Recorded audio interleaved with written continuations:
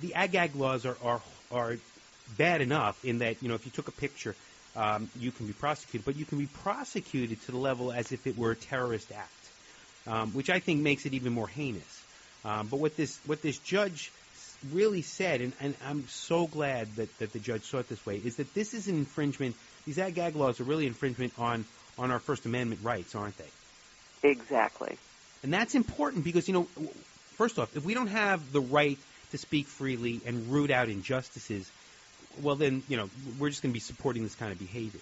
And that's really what previous judges have allowed, isn't it? Is that they've shut us up and they've taken away our ability to make sure that our food is safe, haven't they?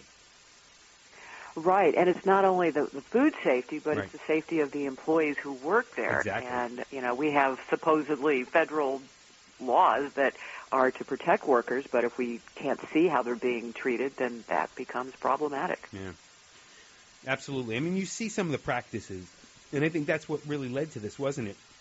Is that there was... Yeah, Mercy for Animals Yep. did the hidden camera expose. And again, why is a nonprofit doing this? Where are the reporters? It's just makes my head explode when I see these kinds of stories. Well, because, they're pawning it off on the nonprofits to do this. But you were a reporter, and if you were to put yourself in a situation that, maybe you broke an ag law, okay, would your editor allow you to run the story in the pictures, or would they be concerned about the risk? Totally. I mean, they would. I covered stories just like that. I mean, there wasn't ag then, but Right. we never had any fear.